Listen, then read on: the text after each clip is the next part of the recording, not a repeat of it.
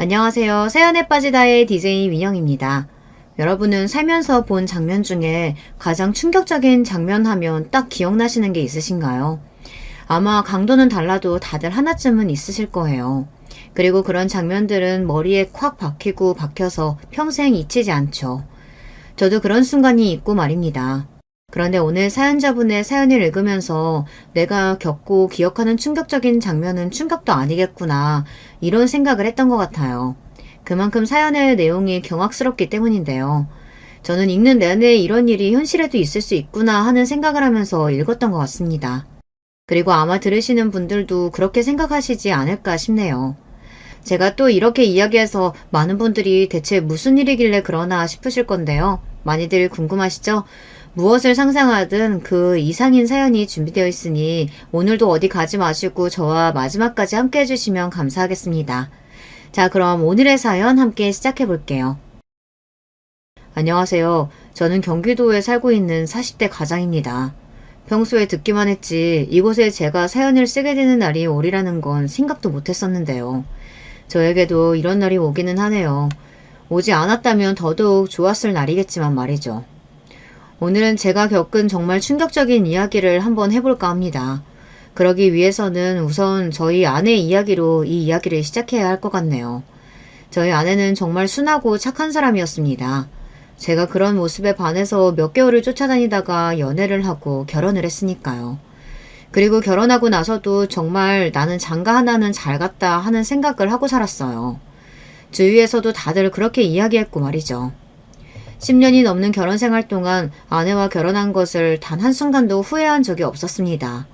아내는 정말 좋은 아내 그리고 엄마였으니까요. 그런 아내가 조금 달라졌다 느끼는 순간들이 있었어요. 사소한 일에도 부쩍 짜증을 많이 내기 시작한 게 바로 그 시작이었어요. 오늘 늦게 들어온다고 했잖아. 오늘 회식이 취소가 돼서. 근데 이게 이렇게 짜증낼 일이야? 그러면 미리 좀 얘기해주면 좀 좋아? 당신 늦는 줄 알고 밥도 안 하고 나는 저녁 약속까지 잡아놨는데. 나는 상관없어. 저녁 약속 가도 돼. 당신이 집에 있는데 내가 약속하면 마음이 편하겠냐고. 원래 그런 걸로 짜증내는 사람도 아니었을 뿐더러, 그리고 아내는 평소에 제 눈치를 보며 약속을 가고 안 가고 그러지도 않았던 사람이었습니다. 그냥 약속이 있다고 저에게 이야기하면 자유롭게 다녀오는 분위기였고요. 이뿐만 아니라 그냥 짜증이 굉장히 많이 들었습니다. 내가 옷 여기에다 두지 말랬잖아. 그거 입고 나갈 거라 거기에 잠시 둔 거야. 그러면 그렇다고 얘기를 해. 방금 가져다 놨고 방금 얘기했잖아. 이런 식의 말도 안 되는 트집을 잡는 일도 많아졌어요. 한두 번 쌓이다 보니 저도 결국은 폭발하게 된 날도 있었습니다. 그래서 참지 못하고 아내를 불러다가 물어봤던 적도 있어요. 저는 아내에게 갑자기 이런 변화가 오게 된 계기 같은 게 너무 궁금했거든요. 그리고 만약 계기가 있다면 서로 이야기를 잘해서 고쳐나가야 하는 거고요. 당신 요즘 무슨 일 있어? 제 말에 아내의 반응이 어딘가 심상치 않았습니다. 보통 아무런 일이 없으면 그냥 왜 그러냐, 별일 없다, 뭐 그런 식으로 대답하거나 아니면 무슨 일이 있다면 이렇게 물어봤을 때 뭔가 이야기를 꺼내고 싶은 사람 같은 얼굴을 해야 하잖아요. 그런데 아내는 마치 들켜서는 안 될 것 같은 생각을 들킨 사람처럼 화득잘 놀라며 말을 더듬었어요. 일은 무슨 일이 있다고 그래? 없어. 무슨 일 없는데 당신 요즘 왜 그래? 내가 뭐? 사소한 것도 다 짜증내고 애들한테도 자꾸 버럭버럭 소리 지르고 그런다며. 오죽하면 애들이 엄마 어디 아프냐고 나한테 먼저 물어보겠어? 초등학생인 아이들이 엄마한테 무슨 일 있냐고 아프냐고 그런 말을 저에게 물어볼 정도였으면 사태가 조금 심각했다는 것을 여러분도 아실 수 있을 겁니다. 아내는 정말 누가 봐도 변했어요. 물론 아내는 그걸 인정하지 않으려고 했지만요. 아니야, 아무 일 없어. 똑같아. 그러니까 그런 거 물어보지 마. 안 물어보게 해야 할 거 아니야. 대체 왜 그러는 건데? 아무것도 아니니까 그냥 나한테 신경 쓰지 마. 내가 애들한테는 그런 말 안 나오게 이제 잘할 테니까. 됐지? 그러면 되는 거잖아. 그 말이 아니잖아. 저는 그쯤 되니 정말 답답하더라고요. 무슨 일이 있는 것 같긴 한데 절대 이야기는 안 해주고 아내의 짜증과 화는 점점 늘어만 가고 말이죠. 그래서 친구들에게 이 이야기를 했습니다. 친구들은 이렇게 이야기하더군요. 그거 우울증 아니야? 우울증? 어디서 들었는데 결혼하고 애들 좀 키우고 나서 안정됐을 때 오히려 그때 우울증이 많이 온다던데. 내 인생이 없는 것 같고 내 삶은 뭔가 싶고 그런 생각이 많이 든다고 하더라. 취미생활 같은 거 하면 조금 낫기는 한다던데. 그리고 네가 시간을 많이 내서 어디 같이 다니고 이런 것도 해봐. 나랑 같이 있는 거 싫어하던데. 말은 그렇게 해도 막상 계속 뭐 같이 하려고 하면 좋아질 거야. 그날 친구들의 말을 듣고 집에 가서 아내에게 조심스럽게 이야기를 꺼냈습니다. 혹시 이번 주나 다음 주 주말에 약속 있어? 굉장히 조심스럽게 꺼낸 말이었어요. 그즘 부쩍 짜증이 늘어있었던지라 뭔가 말을 꺼내기가 조심스러웠거든요. 그런데 아내는 이렇게 반응하더군요. 왜? 나는 주말에 약속 없는 사람이야? 맨날 집에서 당신이랑 애만 기다리는 사람이냐고. 사실 제가 아무리 아내를 사랑하고 좋게 생각하려고 노력한다고 해도 이렇게 사사건건 화를 내고 짜증을 내면 대체 어떤 대화를 할 수 있겠나요? 그리고 이게 같이 살자는 건지 말자는 건지 정말 하나도 모르겠더군요. 그때는 저도 폭발을 했던 것 같아요. 그래서 저도 큰 소리를 냈어요. 지금 나랑 같이 살자는 거야, 말자는 거야? 갑자기 무슨 그런 말을 꺼내? 내가 무슨 다른 말을 한 것도 아니고 당신 주말에 시간 있냐고 그 말만 한 건데 거기서 그런 식으로 대답하면 나는 앞으로 당신이랑 무슨 말을 해? 무서워서 어디 말이라도 한번 제대로 걸겠어? 그러면 말 걸지 마. 그러면 되는 거잖아. 이혼이라도 하잔 소리야? 그 말이 어째서 이혼하자는 말이 돼? 그렇잖아. 한 집에서 가족으로 살면서 말도 하지 말라는 게 무슨 말인데 그럼. 그렇게 살 수 있어? 나는 못 살아. 도대체 뭐가 문제인 건지 말을 해줘야 해결을 하든 갈라서든 할 거 아니야. 이렇게 아무 말도 안 하고 사사건건 시비만 걸면 뭐 어쩌자는 건데. 그제야 아내도 아무 말 하지 않고 조용히 입을 다물더군요. 본인이 생각해도 본인이 심하다 생각한 건지 아니면 이혼은 아니라고 생각을 한 건지 어쩐 건지 말입니다. 알겠어. 내가 미안해. 앞으로는 조심할게. 그 이야기가 아니라 문제가 있으면 해결을 해야 할 거 아니야. 문제 없어. 그리고 있다고 해도 내가 말하기 싫다 하면 그냥 나 좀 가만히 내버려두면 안 돼? 그렇게 다 알아야겠어? 저는 더 이상 아무 말을 할 수가 없었습니다. 그렇게 나오는데 거기서 무슨 말을 더 할 수 있었겠어요. 그냥 저도 입을 다무는 걸 선택했던 것 같아요. 사실 그래서는 안 된다는 생각을 했지만 저도 인간인지라 자꾸 그렇게 삐딱하게 나오는 아내에게 빈정이 많이 상했습니다. 제가 그 이후로 말을 걸지 않으니 집안에는 정막만이 가득했어요. 아이들이 눈치를 보는 게 정말 미안했습니다. 아이들은 아무것도 잘못한 게 없는데 부모가 사이가 좋지 않아 보이는 건 바로 알고 눈치를 보기 시작하더군요. 사실 아이들이 아니었다면 저도 그 정도로는 노력하지 않았을 거예요. 이야기 좀 해. 그렇게 살얼음판이던 나날들이 며칠 지나고 제가 먼저 아내에게 말을 했습니다. 아내는 뭔가 마음을 먹은 듯한 얼굴이긴 했어요. 나중에 들었는데 아내는 그날 제가 이혼을 이야기할 거라고 생각했다고 하더군요. 당신이 결정해. 나는 이대로는 더는 못 살아. 우리 눈치 보는 애들 때문이라도 나는 그건 안 돼. 그니까 나랑 살 거면 당신이 연기라도 해서 노력을 하든지 아니면 이혼을 해. 그게 차라리 나을 것 같으니까. 아내는 잠시 고민하더라고요. 저는 아내의 입에서 당연히 이혼하자는 말이 나올 줄 알았습니다. 그만큼 아내의 최근 행동들은 가족에게 정이 다 떨어지고 당장이라도 사라질 수 있는 사람처럼 굴었으니까요. 그래서 아이들이 더더욱 불안해했던 것도 있었고요. 내가 노력해볼게. 그 대답이 저는 더 의외였어요. 뒤도 안 돌아보고 이혼하자고 할 줄 알았는데 말입니다. 아마 아이들 때문일 거라고 생각했습니다. 그래도 애들 엄마고 아이들에 대한 정은 쉽게 뗄 수 없는 것이었으니까요. 정말 그래줬으면 좋겠어. 나는 애들이 불안해하는 거 더 이상은 못 봐. 알겠어. 노력할게. 그 이후로 아내는 조금씩 좋아지기는 했습니다. 갑자기 짜증을 내거나 화를 내는 일도 줄었고 아이들에게도 상냥하게 굴려고 노력했고 말이죠. 저와도 나름대로 대화를 잘했던 것 같아요. 물론 약간 살얼음 위를 걷는 것 같은 기분이기는 했습니다. 언제든 깨질 수 있는 느낌이 들기는 했으니까요. 사실 저는 그 뒤에 일어난 충격적인 일들보다도 그 시기가 가장 힘들었던 것 같아요. 그 뒤에 일어난 일들은 어쨌든 이유는 알았으니 기가 막히고 화가 나더라도 답답하지는 않았었는데 그 시기에는 아내가 왜 저러는 건지 이유를 하나도 몰랐으니 그저 답답해하는 것 말고는 할 수 있는 게 없었거든요. 그래서 더 힘들었던 것 같습니다. 주위에서는 다른 남자가 생긴 거 아니냐 하는 이야기도 했지만 아무리 생각해도 그건 아니었거든요. 일단 아내는 집을 비우는 시간이 적었습니다. 그리고 비우더라도 요 앞에 잠깐 나갔다 오는 수준으로 한두 시간이면 금방 들어오고 말이죠. 그리고 보통 바람이 나면 자신을 꾸미거나 외형적으로 신경을 쓰거나 그런 게 있잖아요. 그런 것도 전혀 없었고 말입니다. 무엇보다 바람이 나면 보통은 자신이 양심이 찔려서 배우자들에게 더 잘한다고들 하는데 아내는 짜증과 화만 늘어갔으니 그건 아닐 거라고 당시에는 확신했던 것 같아요. 가장 크게 의심한 게 바로 우울증이었는데 그건 제가 어떻게 할 수 있는 게 없었습니다.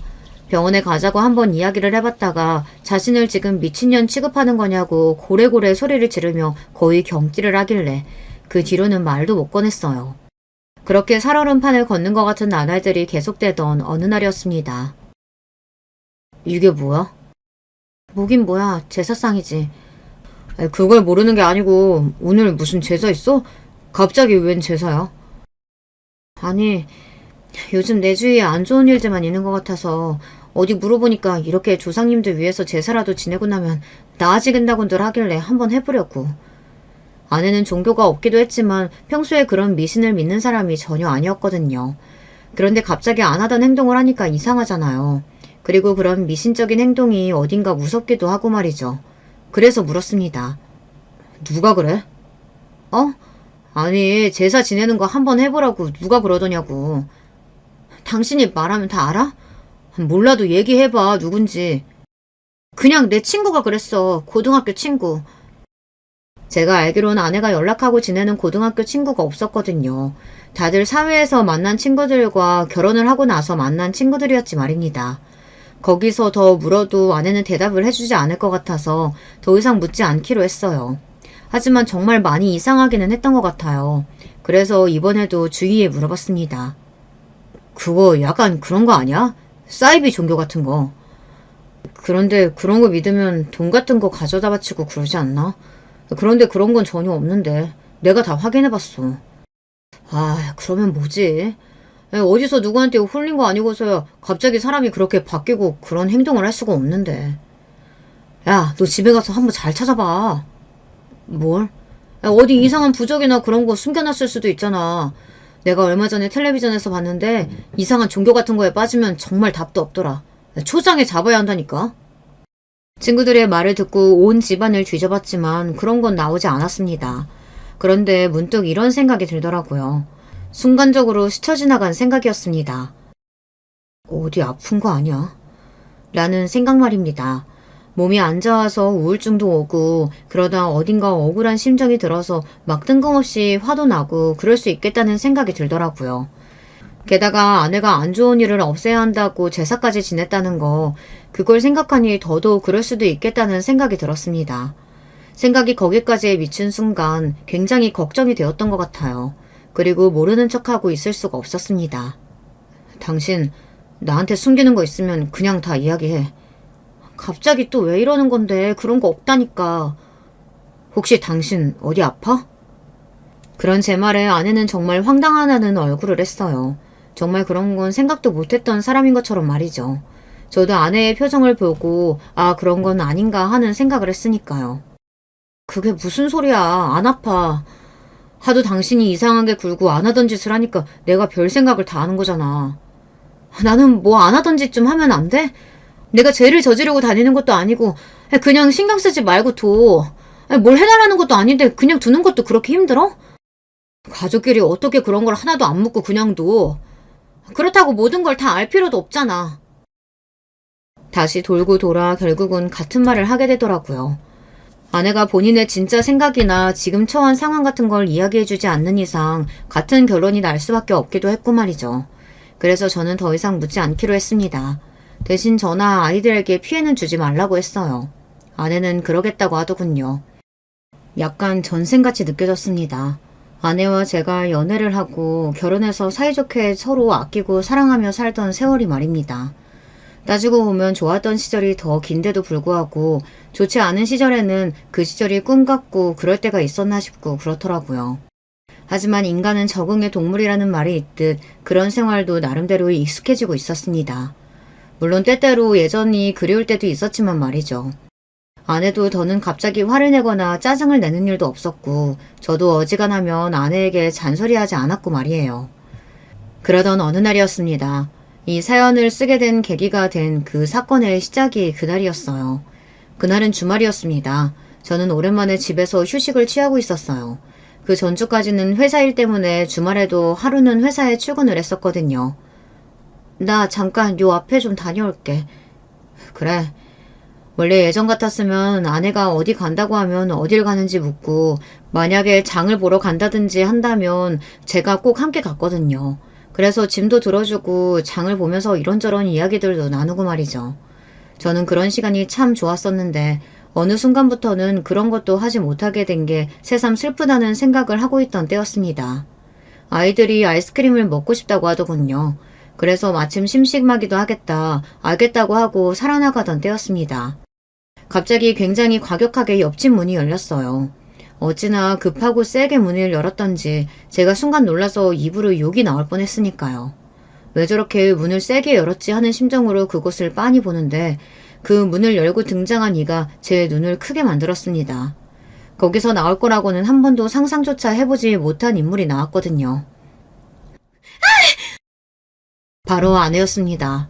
아내는 엄청나게 공포에 질린 얼굴로 그리고 엄청나게 큰 괴성을 지르며 그 집에서 튕겨나오듯 뛰어나왔어요. 제가 너무 놀라서 어버버거리면서 그런 아내를 바라보고 있는데 아내와 제가 눈이 딱 마주쳤습니다. 여보, 내가 다 설명할게. 그리고 다짜고짜 저에게 설명하겠다고 하더군요. 저는 이게 어떻게 돌아가고 있는 건지 무슨 일인지 하나도 제대로 파악하지 못하고 멀뚱거리고만 있는데 아내가 제 뒤로 숨었습니다. 그리고 제 옷자락을 가만히 잡았어요. 그런데 제 옷자락을 잡은 아내의 손이 떨리고 있었습니다. 대체 이게 무슨 일인데? 내가 다 설명할 수 있어, 여보. 내가 다 설명할 수 있어. 그런데 그때였어요. 그 열린 옆집 문 안에서 다른 여자의 목소리를 들리는 비명이 한 번 더 들려왔습니다. 그 소리를 듣고서 어떻게 가만히 있을 수 있었겠어요. 그래서 제가 한 발짝 발을 떼었습니다. 그런데 제 옷을 잡은 아내의 손에 힘이 들어갔어요. 들어가려고? 그러면 이 상황에서 이런 걸 보고 또 저런 소리 듣고 모른 척해? 아내는 굉장히 곤란한 표정을 지었지만 더 잡지는 않았습니다. 그렇게 저는 그 집 안으로 들어갔어요. 그리고 그 안에서 정말 상상도 못했던 어디서 듣지도 보지도 못했던 광경을 목격하게 되었습니다. 지금도 그때 생각만 하면 온몸에 소름이 쫙 돋네요. 제가 뭘 봤는지 이야기해드리기 전에 옆집에 누가 살고 있었는지부터 여러분께 말씀을 조금 드리겠습니다. 제가 왜 아내가 그 집에서 나온 걸 놀라워할 수밖에 없었는지도요. 그 집에는 저보다 나이가 10살 정도 많아 보이는 중년 남성 한 분이 살고 계셨거든요. 이혼을 한 건지 아니면 아예 결혼을 하지 않은 건진 몰라도 혼자 사는 분이셨습니다. 늘 옷도 멀끔하게 잘 입고 다니시고 또 마주치는 날이면 인사도 잘해주셨기 때문에 저에게는 인상이 좋은 사람이었어요. 그런데 어느 날 아내가 이런 말을 하는 겁니다. 옆집 아저씨 이상해. 왜? 나는 사람 괜찮아 보이던데. 아니, 그 집에서 매일 여자가 나와. 그래? 뭐 집안일 해주시는 분이나 친구분 아닐까? 아니면 전분이라든지. 아니야, 매일 다른 여자라니까. 처음에는 나도 신경 써서 안 봐서 그냥 같은 여자인가 보다 했는데 아니야, 매일 다른 여자들이 나와. 그래? 확실히 그건 이상하기는 하잖아요. 아내의 말에 의하면 거리 하루도 안 걸으고 다른 여자들이 그 집을 방문한다고 하더라고요. 그래서 저도 그때부터는 옆집 그 아저씨를 좋지 않게 봤었어요. 하지만 그것 외에는 별다른 일이 없어서 그냥 더 생각을 하지 않았었고요. 그런데 그렇게 말하며 옆집 남자를 이상하다 했던 아내가 그 집에서 나온 겁니다. 그것도 엄청나게 공포에 질린 얼굴로 비명을 지르면서 말이죠. 당연히 제가 이상하게 생각할 수밖에 없잖아요. 그리고 들어간 그 집안은 정말 기괴하다는 말 그 자체가 바로 떠오르는 모양새였어요. 이게 다 뭐야? 저도 모르게 입에서 그런 말이 튀어나왔습니다. 그럴 수밖에 없었어요. 집 안에는 빼곡한 틈 없이 이상한 불상 같은 것들이 가득했고 천장에도 수백, 수천 장의 부적들이 정말 빼곡하게 붙어 있었습니다. 게다가 방금 막 제사를 지낸 건지 어떤 건지 제사상 같은 것도 있었고요. 방 안은 붉은 빛이었고 향냄새가 가득했었습니다. 여보, 그게... 아내는 상당히 곤란한 말투로 저에게 말을 걸었어요. 저는 그런 아내의 말을 듣지 않고서는 비명이 들려온 것 같은 방문을 열었어요. 그리고 그곳에서 또 한 번 기함을 하고 맙니다. 아내의 또래부로 보이는 여자 서넛이 그곳에서 울면서 옆집 남자 바지가랑이를 붙잡고 있었어요. 그리고 그 옆집 남자는 한복을 입고 있었고요. 이쯤 되면 많은 분이 눈치채셨겠죠. 그랬습니다. 그곳은 신당이었고 그 남자는 무당이었어요. 그리고 거기서 옆집 남자의 바지가랑이를 붙잡고 있던 여자들은 손님이었고 말이죠. 어허! 여기 이렇게 함부로 들어오면 어떡하나? 죄송합니다. 제가 얼른 데리고 나갈게요. 죄송합니다, 선생님.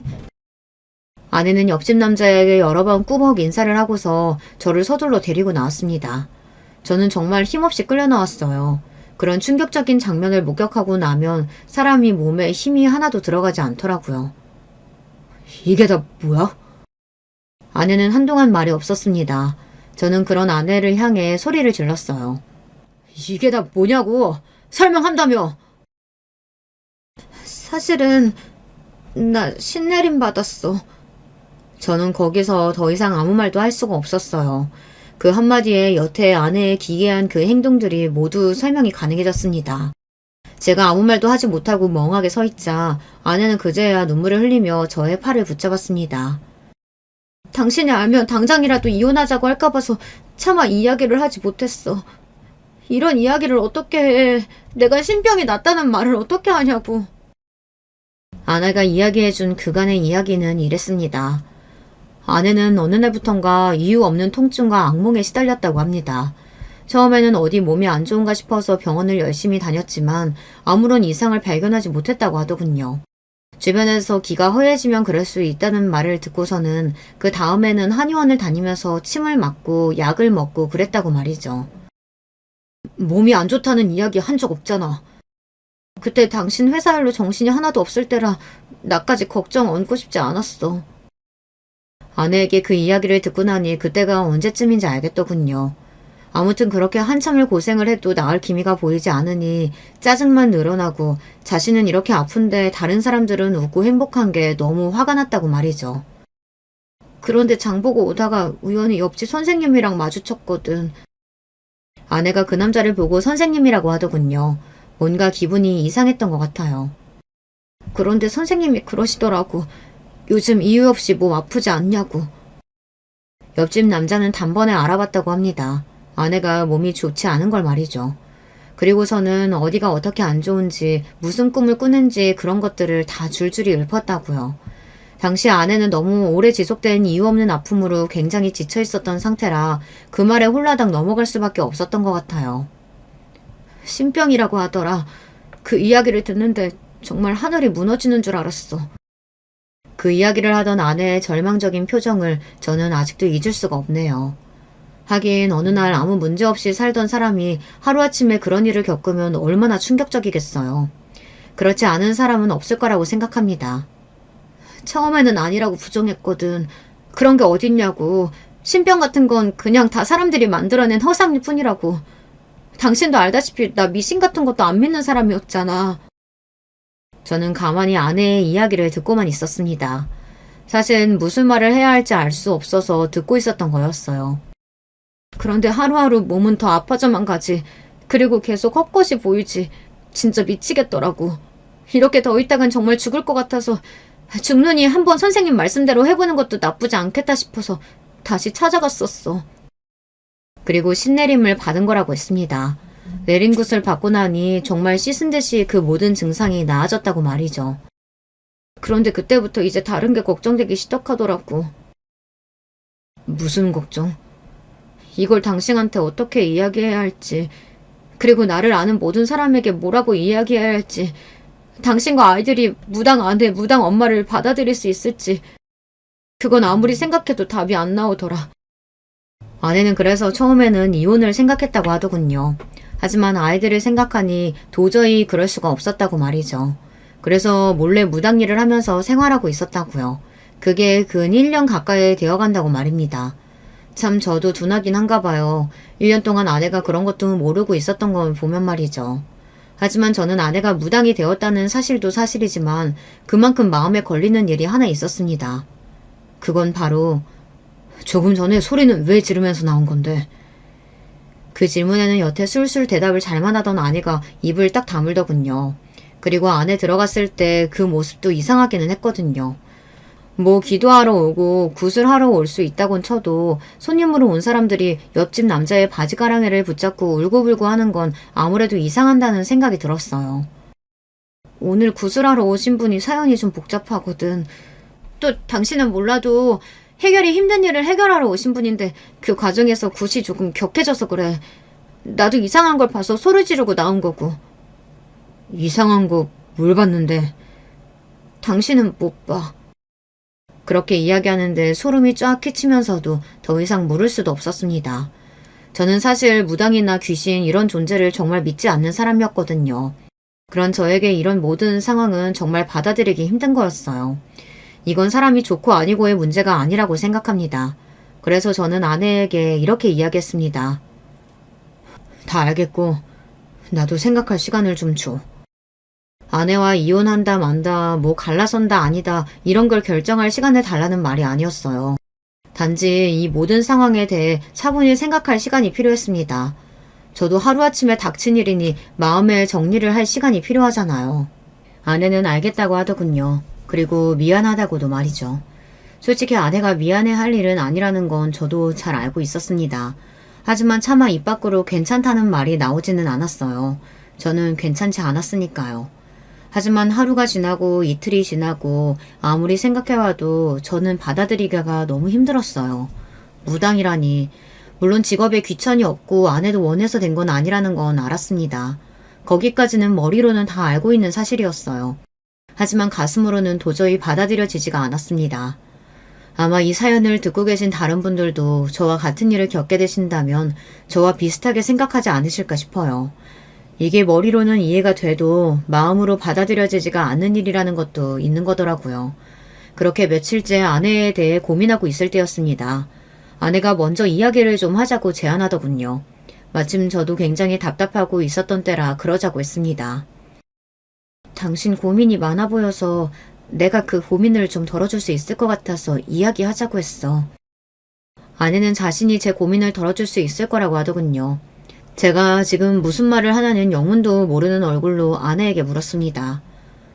내 고민을 당신이 어떻게 해결해줘? 이미 당신은 무당이 됐는데.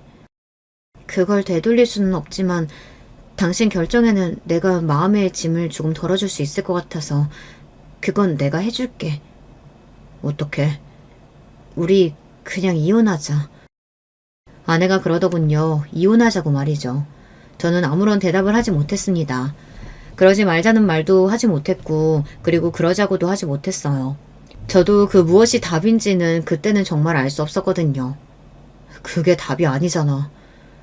당신 말처럼 나는 그전으로 되돌아갈 수 없어. 나는 이미 무당이 되었고 그건 바꿀 수 없는 현실이야. 그런데 나는 당신이 하는 걱정들이 뭔지 다 알거든. 나도 신내림 받기 전에 그리고 지금도 하는 걱정이니까. 그래서 이혼하자고 하는 거야. 이혼만 하면 다 해결이 돼? 적어도 아이들이나 당신이 사람들의 호기심 어린 시선이나 손가락질 받는 일은 덜하기는 하지 않을까? 내가 무당이 된 건 결국에는 사람들이 다 알게 될 텐데. 사실 그랬습니다. 제가 가장 걱정하는 일이 그거기는 했거든요. 가족들의 반응과 제 주변 사람들의 반응, 그리고 결국 아내가 무당이 되었다는 걸 모든 이들이 알게 되었을 때 그들이 뭐라고 생각할지와 같은 것들 말입니다. 그건 아니더라도 다른 것들도 걱정이 되긴 했지만 결국 가장 걱정되는 건 그거긴 했던 것 같아요. 남의 시선을 뭐 그렇게까지 신경을 쓰나 할 수도 있지만 그래도 또 안 쓰고 살 수는 없는 거잖아요. 생각할 시간을 좀 줘. 라고 아내에게 이야기했습니다. 저도 생각할 시간이 필요했으니까요. 사실 그때 저는 이혼을 하고 싶지는 않았던 것 같아요. 아내와 함께 오면서 싸운 정과 그리고 행복했던 기억들도 많은데 게다가 그런 이유로 이혼하기에는 저는 아내를 많이 아끼고 좋아했습니다. 아내도 힘들 텐데 이런 시기에 저까지 돌아서서는 안 되는 거라고 생각하기도 했고 말이죠. 아마 그 일을 제가 알게 되지 않았다면 이혼은 하지 않았을 수도 있어요. 그 일을 보게 된 건 아내와 그 이야기를 나누고 며칠이 지나지 않은 늦은 밤이었습니다. 그 시기에 저는 잠도 제대로 자지 못했거든요. 당연하죠. 그런 일이 있는데 어떻게 잠을 잘 수 있었겠어요. 그래서 그날도 잠을 이루지 못하고 있었습니다. 그런데 아내가 침대에서 몸을 일으키더군요. 처음에는 화장실을 가나보다 생각했습니다. 그런데 일어나는 폼이 이상하더라고요. 저를 살폈습니다. 제가 깨어난 건지 아닌지 말이죠. 그 순간 이건 내가 따라가 봐야겠다 하는 생각을 했던 것 같아요. 그래서 아내가 나가기를 기다렸다 조용히 현관문에 길을 가져다 댔어요. 아니나 다를까 옆집으로 가는 것 같더라고요. 이 시간에? 사실 이상하잖아요. 손님을 받을 시간도 아닌데 이 시간에 왜 옆집을 가느냔 말이죠. 잠시 고민하다가 따라갔습니다. 사실 옆집 문이 잠겨 있으면 제가 따라 나가봐야 아무 소용이 없기는 했지만 그래도 나가봤어요. 그런데 문이 열려 있었습니다. 아내가 급하게 들어간 건지 어떤 건지 아주 작은 틈이 보였어요. 그래서 살짝 당겨봤는데 열리더라고요. 저는 열린 문고리를 가만히 잡고 숨을 몰아쉬었어요. 뭔가 마음의 준비를 해야 할 것 같은 기분이 들었거든요. 눈을 감고 심호흡을 하다 안으로 천천히 들어섰습니다. 그 집안은 다시 봐도 정말 귀괴한 모양을 하고 있었어요. 제가 점을 보러 신당에 가본 적은 없었지만 그래도 그런 모습은 아닐 것 같다는 걸 알 수 있었어요. 그리고 향냄새, 그것도 아마 오랫동안 잊지 못할 것 같아요. 저희 옆집이었으니까 집 구조를 대충 알잖아요. 그래서 어두워도 어디가 어디인지 대충 알기는 하겠더라고요. 촛불이 희미하게나마 켜져 있기도 했고 말이죠. 그런데 틈새로 희미한 빛이 보이는 방이 있었습니다. 일단은 그 앞에 섰어요. 그리고 한번 마음의 준비를 다시 했습니다. 정말 머릿속으로 굉장히 많은 생각을 했던 것 같아요. 그 문을 열고 싶기도 했고 또 열고 싶지 않기도 했던 것 같아요. 하지만 거기까지 간 이상 그 문을 여는 것 말고는 다른 선택을 할 수가 없었습니다. 그래서 심호흡을 하고서는 문고리를 돌렸어요. 그런데 그때 제가 눈을 감았거든요. 아마 보기 싫은 마음에 그랬던 것 같습니다. 여보. 그리고 아내가 저를 부르는 소리에 감았던 눈을 떴어요. 그리고 눈 앞에 펼쳐진 광경에 저는 그 자리에서 이성을 잃었습니다. 아내가 그 옆집 남자와 미래를 나누고 있는 장면을 목격해버린 거였거든요. 원래 이야기를 듣고 생각하는 것보다 직접 보는 게 훨씬 충격이 크잖아요. 그리고 바로 와닿기도 하고 말이죠. 저는 아마 그 장면은 절대 죽어도 잊을 수 없을 것 같아요. 주변에 누군가가 배우자의 외도를 직접 목격하고 싶다라고 한다면 저는 정말 뜯어말릴 것 같습니다. 그거 생각보다 훨씬 더 충격적이고 훨씬 더 사람을 바닥으로 내리꽂더라고요. 지금 이게 뭐 하는 짓이야? 제가 아주 낮은 목소리로 말했어요. 저는 화가 나면 오히려 그렇게 목소리가 차분해지고 낮아지거든요. 아내가 그런 제 목소리에 움찔하는 게 느껴졌습니다. 그 선생님인지 뭔지 아는 미친 양반은 아무 말도 하지 않고서 헛기침만 하고 있더군요. 지금 이게 뭐 하는 짓이냐고. 제가 조금 큰 소리로 다시 한번 말했고 아내는 여전히 자기 얼굴을 가리고 우는 듯 어깨를 떨고 있었어요. 그런 저에게 그 미친 양반이 이렇게 말을 하더군요. 아직도 그 말이 너무 기가 차고 어이가 없어서 생생하게 기억나요. 이게 다 우리가 모시는 신이 바라셔서 일어난 일일세. 그러니 너무 상심 말게. 뭐라고? 제가 너무 어이가 없어서 바로 되물었어요. 제가 지금 무슨 말을 들은 건지 귀가 의심된 지경이었어요. 자네 아내가 나를 좋아하거나 내가 자네 아내를 좋아해서 그런 게 아니고 이 모든 건 우리가 모시는 분이 원하셔서. 야, 이 미친 새끼가! 저는 그대로 그 미친놈한테 뛰어들듯 주먹을 내리꽂았던 것 같아요. 아니 개소리를 해도 정도가 있지 그게 무슨 개소리란 말입니까? 이 자식이 뚫리님이라고 말을 그렇게 막 뱉어? 여보, 선생님 때리면 안 돼, 큰일 나. 세뇌라는 게 그리고 믿음이라는 게 그렇게 무서울 수도 있다는 걸 저는 제 아내를 보면서 알게 되었던 것 같아요. 그리고 잘못된 믿음이 사람 하나를 어디까지 망쳐놓을 수 있을지도 말입니다. 정말 지혜롭고 똑똑한 여자라고 생각했던 제 아내가 그렇게 되었다는 사실이 그때도 믿기지 않았어요. 사실 지금도 다 믿기지는 않아요. 아내가 달려들어 저를 막는 바람에 거기서 그렇게 끝이 났습니다. 아내가 그렇게 온몸을 던져 제가 그 미친놈을 때리는 것을 막는데 제가 거기서 뭘 더 할 수 있었겠어요. 저는 돌아서면서 아내에게 이렇게 말했어요. 그냥 여기 있어. 집에 들어올 생각 말고. 여보. 나는 무당인 아내는 감당할 수 있어도 이러고 다니는 아내는 감당 못하겠다. 아내는 다시는 이런 일이 없을 거라는 둥, 죽을 죄를 지었다는 둥, 그런 이야기를 하면서 저에게 빌거나 하지 않더군요. 그때는 왜 그렇게 하지 않지 하고 생각했었는데 지금 생각해보면 아내는 하지 못한 겁니다. 다시는 그런 일이 없을 거라는 건 본인도 장담할 수 없으니까요. 그 미친놈이 우리가 모시는 신이 원한다 이 한마디만 하면 아내는 다시 그 행동을 할 사람이었으니까요. 이미 아내는 그 정도로 그 새끼를 믿고 있었고 세뇌를 당해 있는 상황이었습니다. 아마 사기를 당해서 돈을 뺏겼거나 하는 상황이었으면 제가 나서서 아내를 지켜줬을 거예요. 그리고 그 미친놈에게서 빼내오기 위해 노력했을 겁니다. 하지만 그런 장면을 제 눈으로 보고 나니 뭐 아무런 의욕이 생기지도 않았고 내가 왜 저런 여자를 위해서 그런 노력을 감수해야 하는지 모르겠더군요. 무엇보다 당장이라도 연을 끊어야겠다는 생각이 너무 강렬하게 들었어요. 아이들이 알기 전에 말이죠.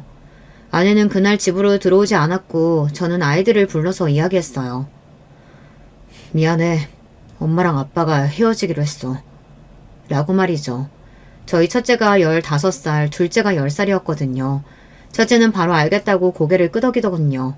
그동안 엄마와 아빠를 보며 어느 정도 짐작해온 게 있었는지 놀라지 않은 눈치였습니다. 물론 상처는 받았겠지만요. 둘째는 왜 그래야 하는 거냐며 자기는 싫다고 울면서 때를 썼는데 첫째가 자기가 잘 이야기할 테니 아빠는 걱정하지 말라고 굉장히 어른스럽게 이야기하더군요. 엄마와 아빠 때문에 너무 철이 일찍 든 건가 싶어 마음이 아팠습니다. 이혼은 쉬운 줄 알았어요. 하지만 아니었습니다. 그 미친 새끼가 재산 분할 위자료 이런 거 받을 수 있는 건 다 받아오라고 아내에게 이야기한 모양이더라고요. 그리고 아내는 그의 말만 듣고 아바타처럼 행동했고 말이죠. 그 과정에서 너무 슬프게도 모든 사람이 아내가 신내림 받고 무당이 되었다는 것과 그 신내림을 해준 남자 무당과 그런 일이 있었다는 것을 다 알게 되었습니다. 저는 사실 몰랐으면 했거든요.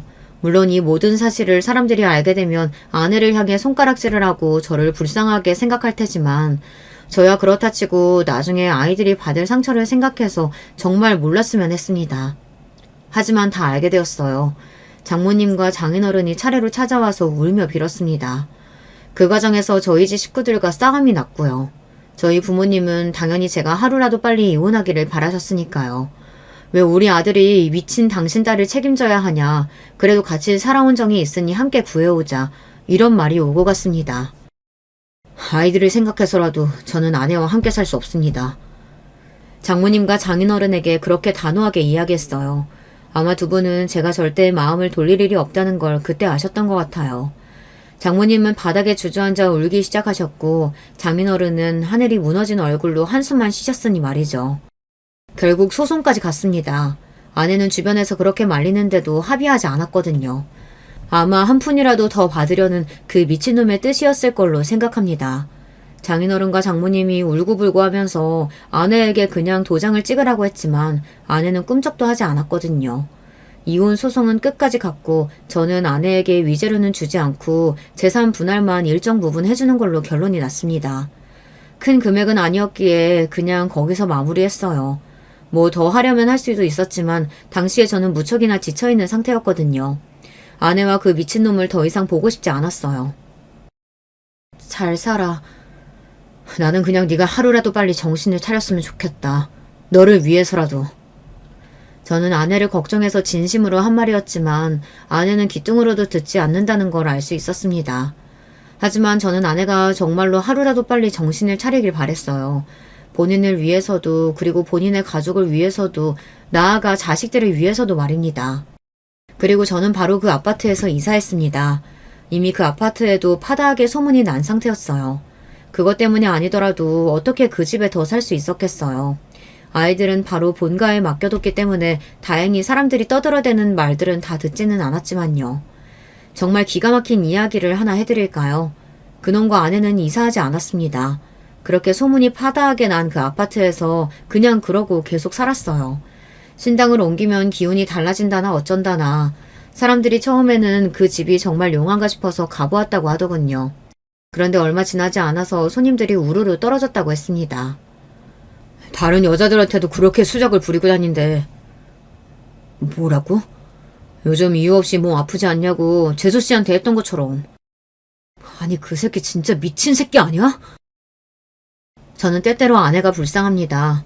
어쩌다 그런 미친놈한테 잘못 걸려서 자기 인생을 그렇게 구렁텅이로 집어넣었나 하는 생각이 들긴 하거든요.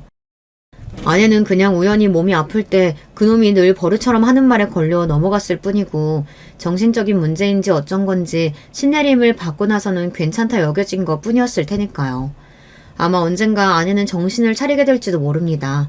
뭐 영영 차리지 못할지도 모르지만 지금 장모님과 장인어른이 계속 아내를 쫓아다니며 포기하지 않고 아내를 빼내오기 노력하고 있으니 언젠가는 정신을 차릴 거로 생각해요. 가족들이 포기하지 않는 한 기회는 늘 있다고 생각하니까 말이죠.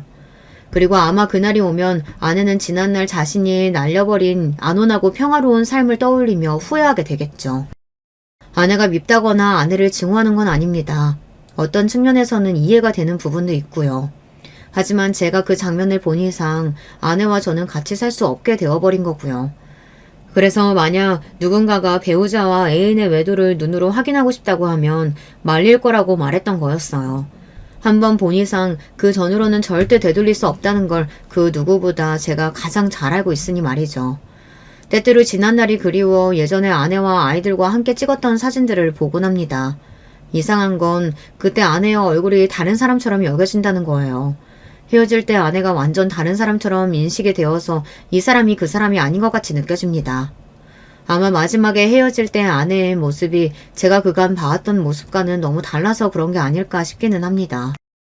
그래서 저는 그 이후 아내의 모습은 떠올리지 않으려 해요. 저에게 좋을 게 하나도 없을 것 같아서요. 그냥 마음속에서 그 이후의 아내는 이제 세상에 없는 사람이라고 생각하고 그 전에 아내와의 추억들을 생각하는 것을 억지로 하지 않으려고는 안 할 거예요. 그런 충격적인 일을 겪은 것 치고는 저는 잘 살아가고 있습니다. 이사도 잘했고 회사도 계속 잘 다니고 있고 그리고 잘 먹고 잘 자고요. 주말에는 아이들과 시간을 보내기도 하면서 말이죠. 둘째는 아직도 엄마를 찾아서 마음이 아프기는 하지만요. 이렇게 하루 이틀 그날 열심히 살다 보면 언젠가 정말 괜찮아지는 날이 오지 않을까요? 아직은 떠올리면 상처가 되는 일이라 꺼내보기 힘들지만 말입니다.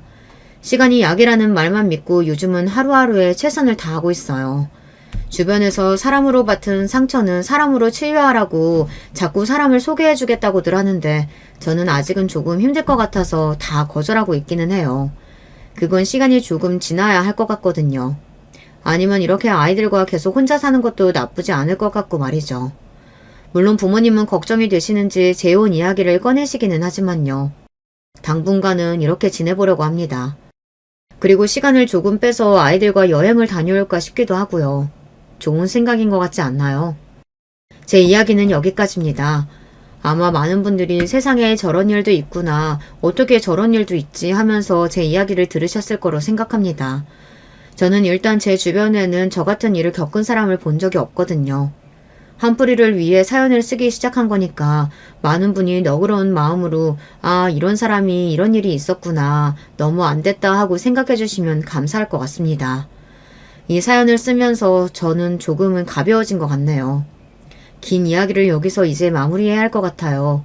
마지막까지 제 이야기 들어주셔서 감사합니다. 여러분들에게는 늘 좋은 일만 있으시길 소망하겠습니다. 언제나 건강하세요.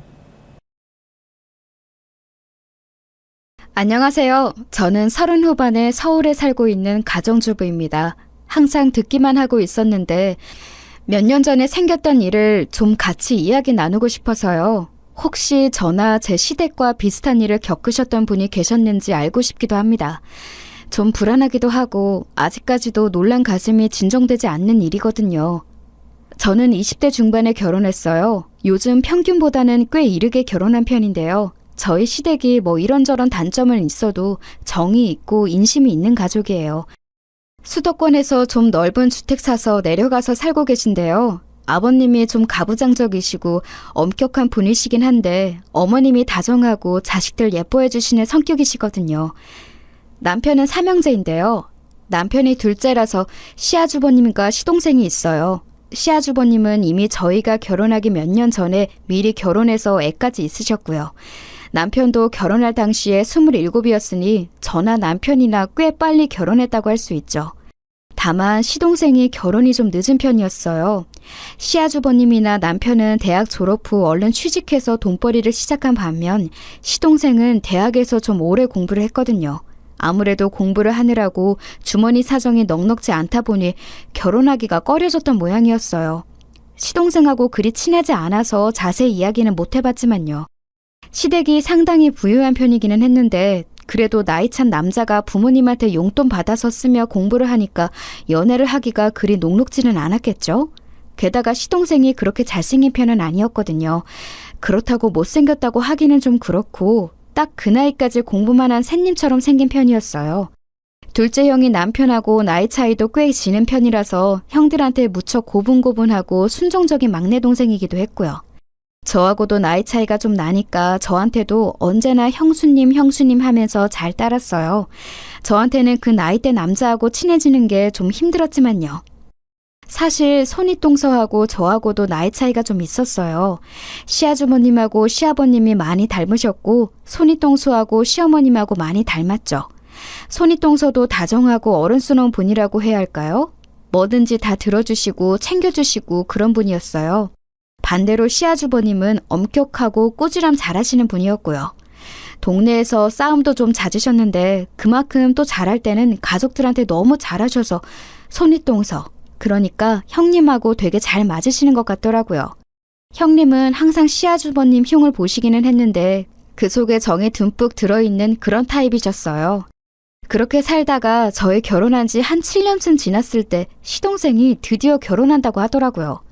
그동안 연애하는지도 몰랐는데 어떻게 갑자기 결혼을 한다고 하나 솔직히 놀랐었어요. 제가 시동생 결혼할 여자가 있다는 소식을 남편한테 들었었는데 남편도 놀랐다면서 웃더라고요. 나도 몰랐어. 걔가 연애를 하고 있었을 줄이야. 난 진짜로 도련님이 못소린 줄 알았어. 아니, 물론 뭐 그렇게 공부도 많이 하고 사지 멀쩡한 사람이지만 그래도 되게 순진하시잖아. 그렇지. 나도 당연히 그렇다고 생각했는데 이번에 여자를 마음에 드는 사람을 만났나 봐. 그리고 걔도 이제 취업했으니 좀 여유가 생겼겠지. 물론 당시 도련님이 막 취업을 했던 시기라서 결혼할 여자를 데려온다는 것 자체는 이상할 게 없었어요. 하지만 도련님을 아는 저로서는 진짜 신기하더라고요. 솔직히 정말 쑥맥에 연애 쪽으로는 아예 아는 것이 일도 없는 그야말로 못쏠 그 자체인 청년이었거든요. 제가 당시 33이었는데 그 정도로 순진한 남자를 본 적이 없을 정도였어요. 그래서 제가 좀 걱정이 되기는 했었거든요. 사실 저렇게 순진하고 공부만 한 청년을 누가 데려가나 싶기도 했고요. 시댁이 좀 형편이 넉넉한 편인지라 혹시 그걸 노리고 들어오는 며느리가 있으면 괜히 가정에 분란이 생길까봐 걱정이 되었어요. 솔직히 저희 시댁 식구들이 뭐 단점은 다들 있긴 했어도 기본적으로 서로 존중 잘해주고 말이 통하는 사람들이었거든요. 사이도 단란하고 아주 좋았어요. 그래서 그 소식을 들은 주말에 남편하고 같이 시댁으로 내려갔어요. 뭐 내려간다고 해봐야 경기도라서 잠깐 차 타고 가면 금방이었지만 아무튼 전원주택 사서 살고 계셨으니까요. 저는 시부모님하고 같이 식사를 하면서 은근슬쩍 집안을 둘러보았는데 보통 주말에는 집에서 반려견하고 같이 놀던 도련님이 안 계시더라고요. 시부모님이 키우는 반려견이 여러 마리였는데 그중 대형견인 장군이나 보리 같은 반려견들은 연세 많으신 시부모님이 데리고 산책 나가거나 놀아주시기 힘들어서 시동생이 항상 주말에 데리고 놀았어요. 그게 거의 저희 결혼한 이후로 빠짐없이 볼 수 있는 광경이었는데 그날은 아예 도련님이 안 계시더라고요. 저 도련님 어디 가셨어요? 그러게나 말이다. 항상 주말에는 집에 있더니만. 시어머니가 혀를 차시더니 말씀하셨어요.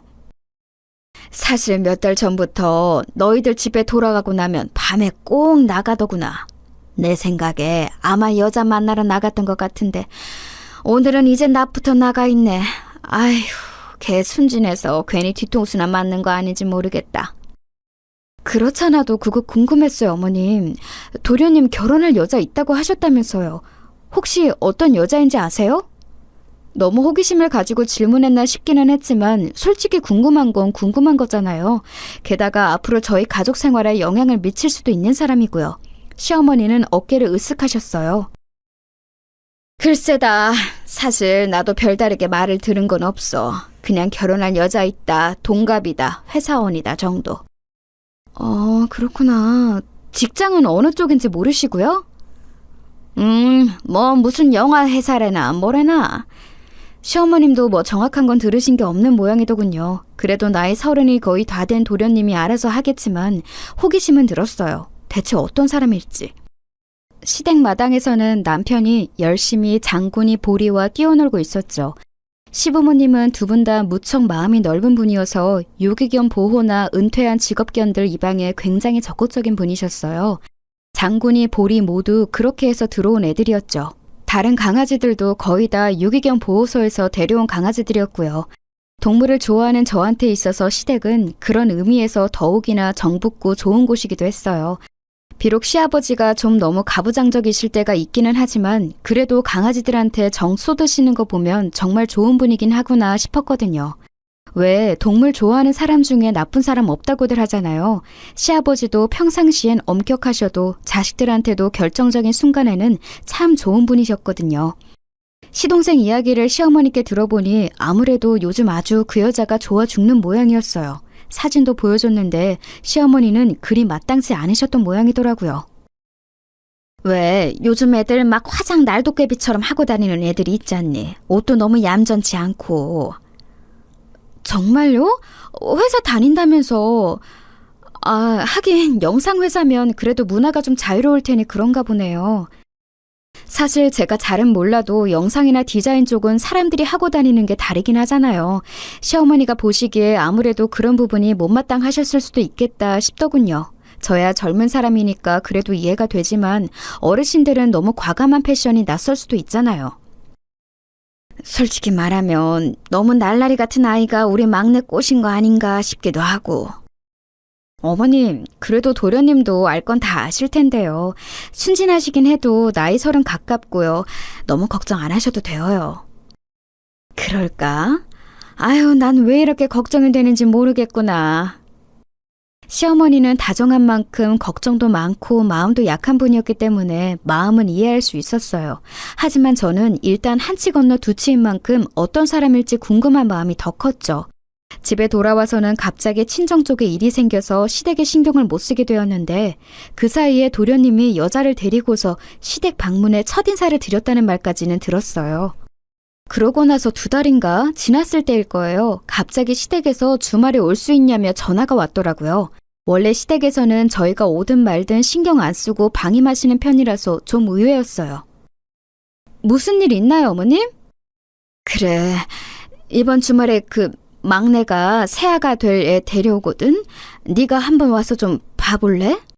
시어머니는 목소리가 좀 어두우시더라고요. 그때는 친정에 생겼던 일이 마무리될 때쯤이어서 저는 불현듯 관심이 생겼어요. 그래서 저는 알겠다고 대답하고 아예 금요일에 시댁에 갔어요. 남편한테는 시댁으로 퇴근하라 전하고서 토요일까지 자고 오려고요. 시어머니가 워낙 음식을 잘하고 좋아하셔서 가끔 그렇게 했었거든요. 들어가니까 장군이하고 보리가 좋아서 난리를 치더군요. 레브라도 리트리버인 장군이는 침을 많이 흘리면서 머리를 제 치마에 마구 문질렀어요. 냄새를 맡는 거였어요. 저도 워낙 강아지를 좋아하는 사람이라 장군이 머리를 열심히 만져주었죠. 장군이는 은퇴한 직업견인데 핸들링이 잘 되어 있어서 습관도 잘 들어 있었고 워낙 순하고 착했어요. 저는 장군이 뺨을 꼭 쥐고서 이마에 뽀뽀를 해주고서 들어갔죠. 그 짧은 순간에도 저한테 뽀뽀를 하려고 덤벼서 침이 묻기는 했지만 말이에요. 그날 남편이 칼퇴해서 온전히 시댁으로 온 후 저녁을 먹고 다 같이 모여 앉았는데 또 시동생이 없더라고요. 지금 막 취업했으니 신입이라 빨리 퇴근하기가 힘든가 보다 정도로 생각했는데 시어머니는 얼굴이 어두우셨어요. 시아버지도 좀 못마땅한 얼굴이셨죠. 그놈의 새끼, 이제 여자 생겼다고 아주 밤늦게 마음대로 다니고 말이야. 아휴, 그러게 말이에요. 아휴, 아버님, 어머님, 도련님 나이가 몇인데요. 늦게 좀 다닐 수 있죠. 당당한 사회인인데요. 이 정도 시간이면 내가 말을 안 한다. 아예 외박하고 들어오는 일이 너무 잦으니 이거야 원. 그 말씀에는 저도 좀 놀랐어요. 아니, 뭐 늦게 다니는 것 정도야 얼마든지 사회인이면 할 수 있는 일이지만 부모님과 같이 사는 청년이 외박이 잦은 건 좀 이상하잖아요. 게다가 도련님은 여태까지 제가 보아왔을 때 절대로 그렇게 사는 타입인 사람이 아니었어요. 아무래도 새 며느리로 들어올 동서가 좀 잘 노는 타입이라서 어울리다 보니 그렇게 되는 것 같다는 생각이 들더라고요. 남편도 고개를 갸웃거렸어요. 저도 그냥 통화하면서 재수 씨 이야기 들었거든요. 뭐 돈도 많이 모은 사람이고 착실하고 예쁘고 그렇다고 칭찬이 늘어지던데. 뭘 벌써 재수 씨라고 불러? 아직이잖니. 하지마, 어머니 벌써 재수 씨 얼굴도 몇 번 보신 거잖아요. 몇 번은 아니야. 이번에 보면 3번째다. 시어머니는 한숨을 쉬셨어요. 아무래도 못마땅하신 것 같았죠. 시아버지도 역시도 한숨을 쉬셨어요. 에휴, 어쨌거나 내일은 우리 강아지들이 고생 좀 하겠구나. 쥐들 집안에만 있어야 할 테니. 집에 손님이 오시면 바깥에 있는 강아지들을 전부 우리에 넣어놓고 있었거든요. 어쨌든 유기견 출신의 아이들도 있어서 아무래도 예민할 때도 있기 때문에 낯선 사람이 올 때는 어쩔 수 없었어요. 사고가 날 수도 있기 때문에. 오래전이기는 했지만 제가 시집을 올 때도 시댁에는 강아지가 되게 많았는데 제가 강아지를 무척 좋아하는데도 친해질 때 시간을 한참 두었거든요. 은퇴한 직업견들의 유기견 출신들이라 위험할 수 있다고 시아버지가 만류하셔서요. 새로 동서가 온다면 그렇게 강아지들과 친해지는데 또 한 세월이 걸리게 뻔했죠. 저희가 밥을 먹는 동안 시아주머님과 형님도 오셔서 같이 합류했고 오랜만에 즐겁게 모여서 가족들의 식사를 했어요. 그런데 그날도 밤 늦게까지 오지 않는 시동생이 좀 신경 쓰이기는 하더라고요. 그리고 다음날 아침이 되어 일어났는데도 시동생은 들어오지 않은 상태였어요. 시어머니는 잔뜩 화가 나 있었죠. 얘는 문자 하나 달랑 넣어놓고서 아예 들어오지를 않았구나. 어머님, 너무 화내지 마세요. 뭐 그 나이 된 남자들이야 알아서 하는 거죠. 여자도 아니고. 아무리 그래도 그렇지. 어떻게 부모랑 같이 살면서 사정 설명도 안 할 수가 있니? 문자는 정말 간단하게 늦어요 한마디만 적혀 있더라고요. 그것도 새벽 3시쯤 들어와 있는 것이라 시어머니가 화나실만 했죠.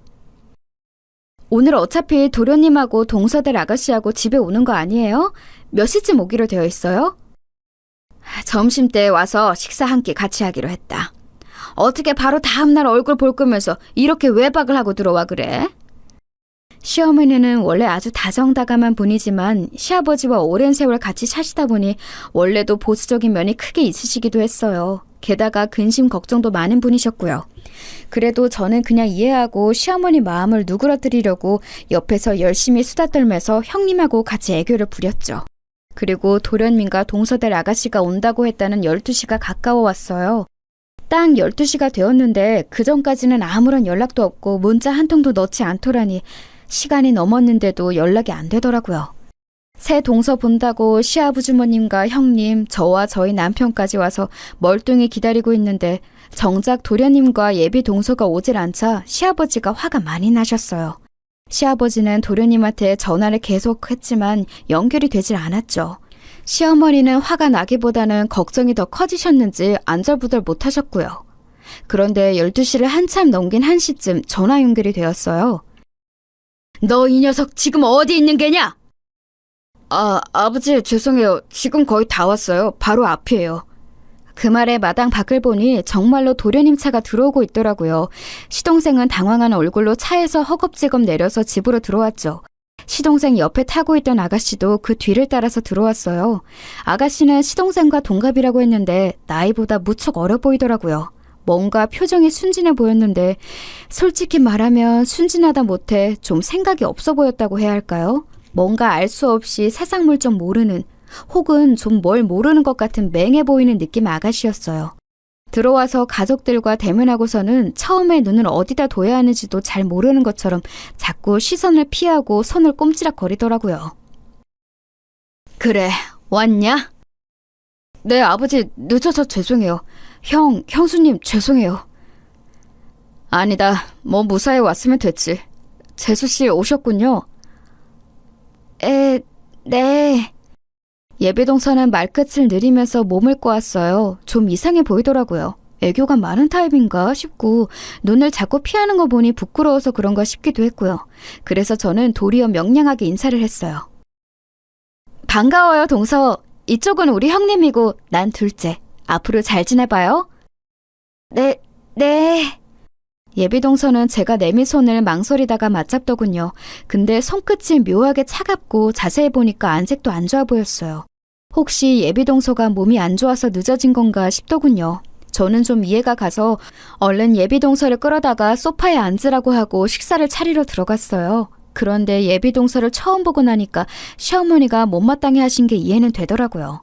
적어도 예비 시가에 오는 날인데 상당히 짧은 스커트에 높은 하이힐에 진한 화장. 물론 뭐 안 되는 거야 아닌데 어른들한테 절대 좋은 인상을 주기는 힘든 패션이었어요. 부엌에 함께 들어온 형님도 고개를 갸웃거리면서 웃으시더군요.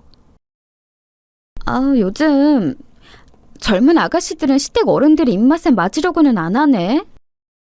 그러게 말이에요. 뭐 워낙 자유분방한 사람들이 많으니까요. 벌써 우리 때랑 너무 달라. 그렇지? 저희는 웃으면서 이야기를 나눴지만 시어머니는 얼굴이 어두우시더군요. 지난번에 봤을 때도 이런 식이었다면 시어머니가 마음에 들지 않으시는 것도 이해가 갔어요. 그런데 식사를 시작하니까 또 좀 이상하더라고요. 밥을 먹는데 예비동서는 시아버지가 뭐라고 말씀하시면 얌전하게 대답을 잘하면서 대화를 이어나갔어요. 평범한 그 나이대 아가씨 같은 느낌이었죠. 옷차림새가 좀 요즘 애들 느낌이라서 그렇지 사실 가족으로 맞이하면 괜찮을 것 같다는 기대도 들었고요. 그 곁에서 도련님도 굉장히 싱글벙글 웃으면서 이야기를 나눴는데 정말 예비동서를 너무너무 좋아하는 게 눈에 보였어요. 자세히 보니까 예비동서가 진짜 미인이긴 하더라고요. 처음에는 옷차림새와 화장만 눈에 들어왔는데 얼굴 생김새 자체가 예쁘고 몸도 너무 날씬하고 그랬어요.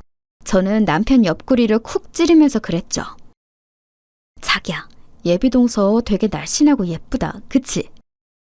자기도 처녀 시절에 엄청 날씬했어. 그리고 훨씬 예뻤는데 무슨 소리야. 남편의 태연한 대답에 저는 약간 감동했지만 그래도 괜한 심술이 나서 다시 한번 남편을 찔렀어요. 지금은 안 날씬하고 안 예쁘다는 소리야? 아니, 지금도 예쁘지. 예쁘고 말고. 날씬하지는 않다는 소리네. 저는 괜한 장난기가 돋아서 남편에게 장난을 걸어댔어요. 남편도 평소에 워낙 농담 잘하는 저를 잘 알기 때문에 그리고 남편 본인도 그런 농담을 좋아해서 서로 깔깔대고 웃었죠. 그런데 그때 예비동서가 저희 대화를 들었는지 잠깐 저희를 바라보더라고요. 얼굴은 너무 예쁜데 표정이 묘하게 맹한 데가 있어서 좀 이상했어요. 예비동서의 시선을 느끼고서 저희가 장난을 멈추고 머쓱하게 웃었는데 예비동서가 그러더군요. 저기, 날씬하진 않죠. 네? 저는 순간 귀를 의심했어요. 맥락상 저하고 남편이 하던 대화에 끼어들은 것 같기는 한데 저게 지금 오늘 처음 만난 손윗동서한테 할 소리인가 싶더라고요. 같이 식사를 하던 가족들 모두 젓가락질을 멈추고 얼음이 되어서 저희를 바라보고 있었어요. 실제로 제가 그리 날씬한 편은 아니었고 상당히 통통한 건 사실이었지만 실제로 통통하니까 더 말을 조심해야 하는 거 아닌가요? 근데 너무 창졸간의 한 소리라서 저는 뭐라고 해야 할지 알 수가 없어서 멀뚱하게 예비동서를 바라봤어요. 예비동서는 그런데 자기가 잘못된 말을 했다는 걸 전혀 알지 못하는 것처럼 저를 마주보더니 해질거리면서 웃고서는 밥을 마저 먹더군요. 제가 명랑하고 장난 잘 치는 성격이긴 한데 반대로 화도 잘 내는 편이거든요. 불같이 화를 내고는 해서 동네에서도 좀 잘 싸우는데 그래서인지 남편이 불안해하면서 제 손을 잡았고 시동생도 눈치를 봤어요. 그런데 예비동서에 그 묘하게 풀어진 얼굴을 보고 있으니까 그냥 화가 안 나더라고요. 그냥 좀 이상한 사람인데? 싶은 생각만 들고요. 솔직히 말하면 정말 정상적인 사람 맞나 싶더라고요. 아까 처음 현관에서 봤을 때부터 솔직히 좀 이상한 느낌이 들었는데 지금 보니까 정말로 약간 경계성 지능이라고 하죠. 쉽게 말하면 약간 모자란 사람 같은 느낌이 들기도 했어요. 저는 그냥 아무 말도 안 하고 다시 식사를 했고 둘러앉은 가족들도 약간 멍청해져서 조용한 채 밥을 먹었죠. 예비동서는 밥도 별로 많이 먹지 않고 거의 절반을 남긴 채로 젓가락을 내려놨어요. 그냥 입맛이 없는 것 같았죠. 그러고서 묘하게 집안 분위기가 다운된 채로 거실에 앉아서 차를 한 잔 마시고 다과를 먹었어요. 그래도 가족들한테 인사하러 왔다는데 밥만 먹고 돌려보낼 수는 없었으니까요. 예비동서는 또 다가 먹으면서는 사람이 괜찮더라고요. 사과를 집어먹다가 두어 번 떨어뜨렸는데 옆에서 시동생이 시겁하며 그것을 집어 자기 입에 넣는 눈꼴신 꼬라지를 보여주기도 했는데 뭐 결혼하기 전에는 다들 저렇게 연애하는 거다 싶기는 했어요. 도리어 시동생이 그렇게 예비동서를 좋아하는 모습을 보니까 차라리 안심이 되더라고요. 혹시 진짜 약간 모자란 사람이어도 저렇게 지극정성이면 돌봐가면서 잘 살겠지 싶어서요. 그렇다고 뭐 평균에서 아주 많이 다른 사람도 아닌 것 같긴 했으니까요. 시댁 식구들 분위기가 다 이상한 상태에서 어찌어찌 만남이 끝났어요. 시동생은 예비동서를 바래다주고 온다며 나갔고 저희는 미묘한 표정으로 모여 앉았죠. 좀 이상하지 않아요? 그렇지? 그래서 너희들더러 한번 봐달라고 한 거다. 약간 모자란 것 같아요. 그런데 그렇다고 아주 이상한 건 아니고 정상 범주이긴 한 것 같은데.